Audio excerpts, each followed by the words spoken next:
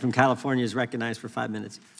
Thank you, Mr. Chairman. Let me be clear. I am not here to defend the European laws, and I've often criticized the approach of European countries to internet-related issues. It's really generally wrong-headed.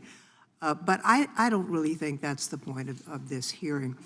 I think the real threat to the First Amendment isn't coming from Europe. It's coming from Republican-led states that have introduced bills to close the open internet, and most of all, from Donald Trump, who's actively trampling free speech here at home. I think it's rather absurd for this committee to spend our time criticizing laws we have no jurisdiction over while ignoring the countless ways the Trump administration is tearing up the First Amendment. If this committee is really serious about protecting free speech, we need to focus on the Trump administration's literal assault on the First Amendment that's happening right here at home. So, Professor Kaye, I have a series of questions for you.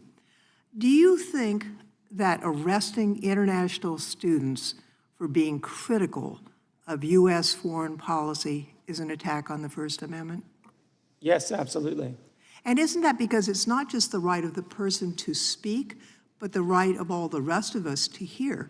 The First Amendment isn't just about the speaker, it's also about the listener. Isn't that correct? Right, that's true.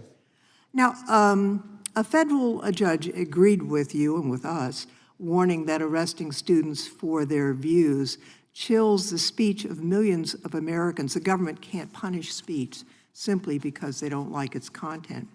This year, as has been mentioned by others, President Trump's FCC blocked the CBS merger until the network agreed to change its programming and install a so-called bias monitor. The head of 60 Minutes resigned, saying he could no longer make independent decisions about the news.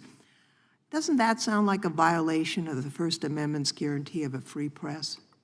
It does, and I think it's important to underline that restrictions on free speech don't come just from a law or the police outside your door.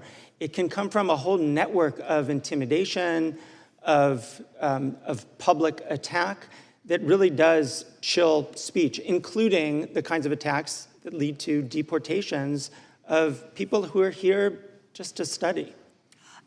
Since January, the Trump administration has revoked over 6,000 student visas because the speech of these students didn't align with what Trump agreed with. And now they're doing the same to immigrants who are applying for citizenship.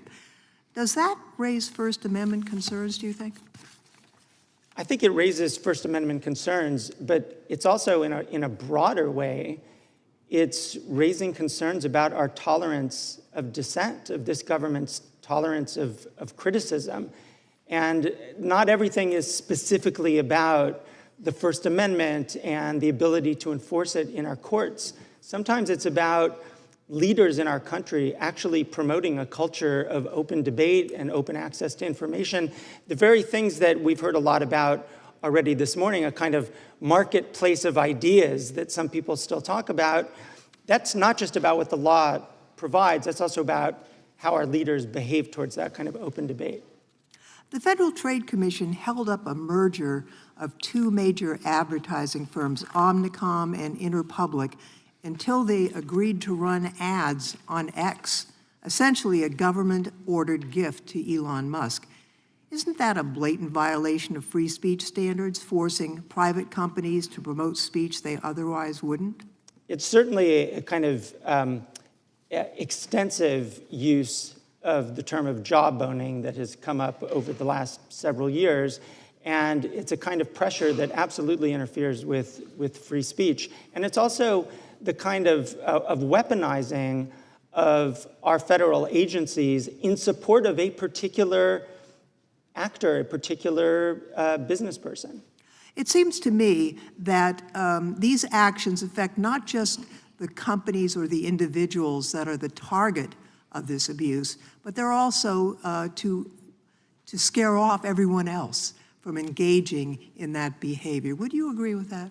Yeah, absolutely. I think that what we're seeing right now with just this essentially a kind of avalanche of restrictions and intimidations of free speech in this country, that it's designed to chill that kind of debate. It's designed to chill whistleblowers, to chill scientists, to chill professors and students. I think that's essentially what we're witnessing right now.